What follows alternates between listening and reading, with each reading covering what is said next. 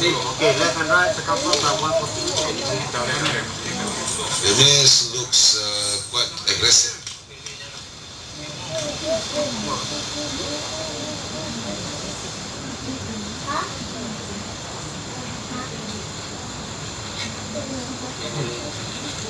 Flapping the elephant's ears in this way helps the circulation and speeds up the effect of the reviving drug.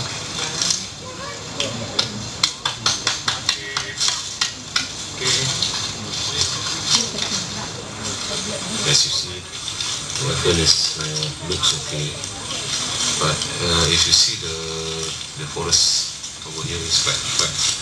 This looks secondary. There's no big trees, all trees quite small, which is quite dangerous and risky for our men.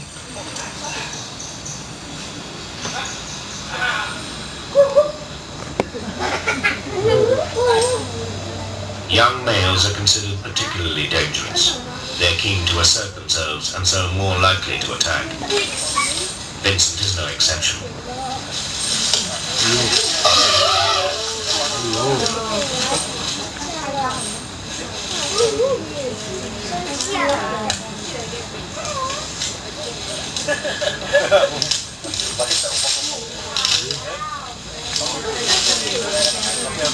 Luckily for the Rangers, the chains hold, for now.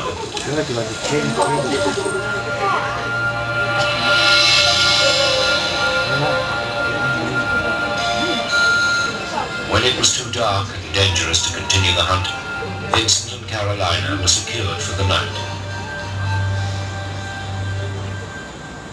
But first light revealed that somehow Carolina had managed to break free. She's now wandering somewhere in the jungle with chains still wrapped around her feet.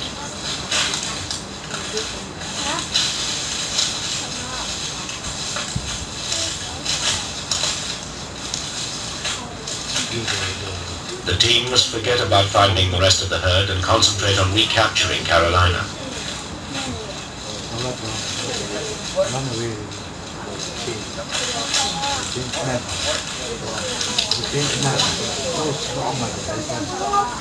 It's quite dangerous for Cambodian to recapture the elephants that only escaped, because as you see the area is quite open. They don't have big trees over here, so it's a big risk. And suddenly there she is, nervous and alone.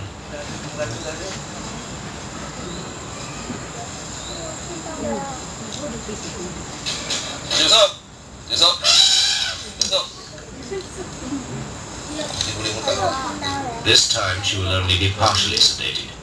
They have decided it's time to move Carolina and Vincent out of the forest. The rest of the herd will have to wait.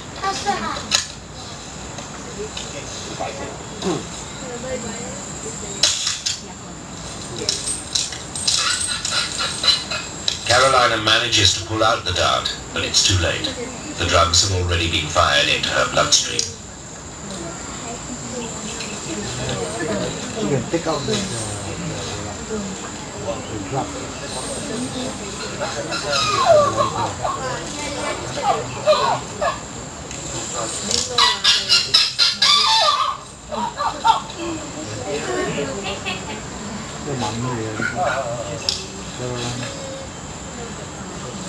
So we're waiting for the effect of the drug actually, and after that we will put chain around the neck so that we can pull the elephant away from this area to the loading bay. It's only 5 minutes now. We can see the elephant is slowly being sedated by the drugs. Moving a heavily sedated elephant is not simple. At this stage in the process, the team calls for special assistance.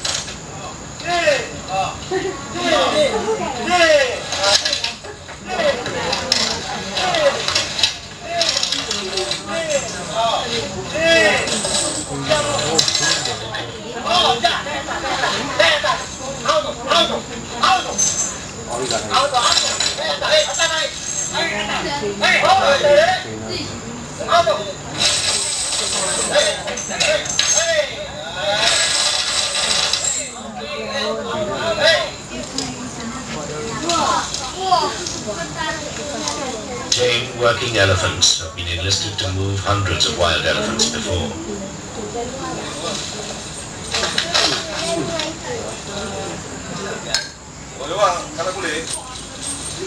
They are clearly a comfort to the terrified Carolina.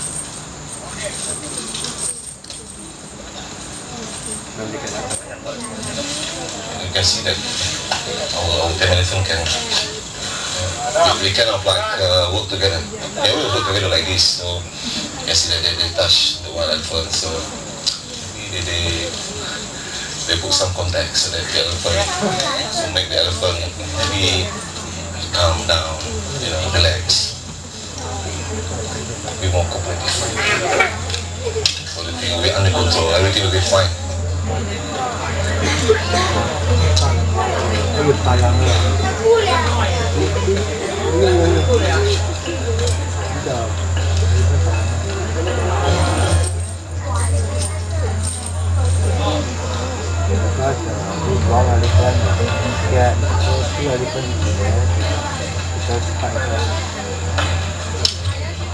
Even with Carolina sedated, no one can predict how she'll react once the chains are removed. As the rangers crawl underneath 2.5 tons of wild elephant, there's still a risk she might trample them or charge.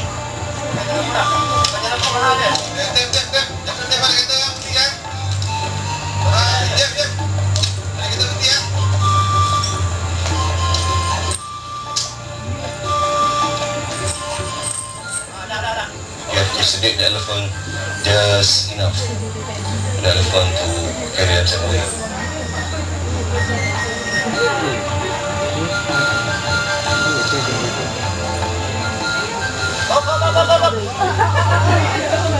The drugs are making Carolina unsteady, and heavy rains have made the path very slippery.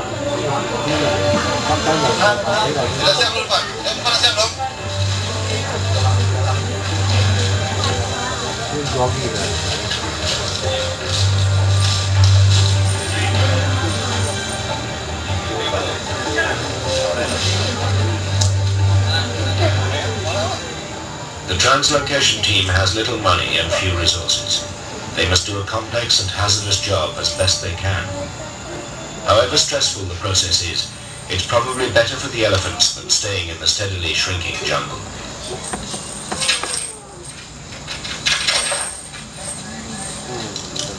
When Carolina is securely in position on the truck that will take her on the next stage of her journey, she'll be fitted with a satellite transmitter attached to a collar. This means her movements can be tracked when she's finally released into Taman Negara National Park.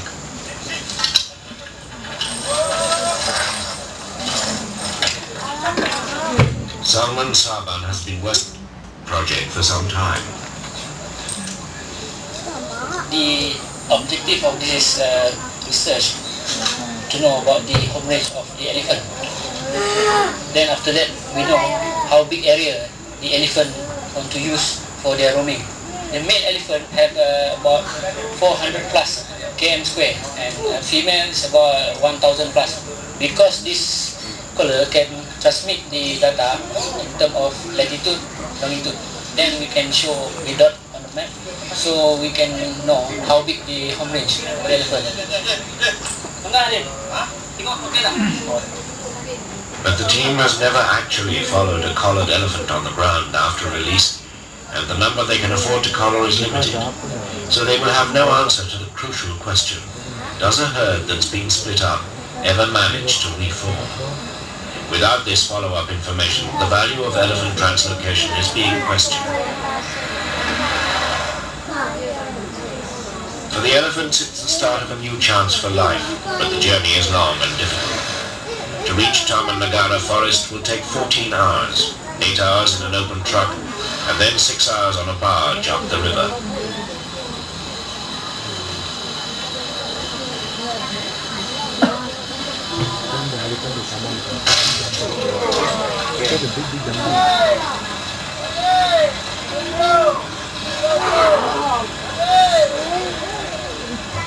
They're angry and confused and must be sedated again before being hauled onto the barge.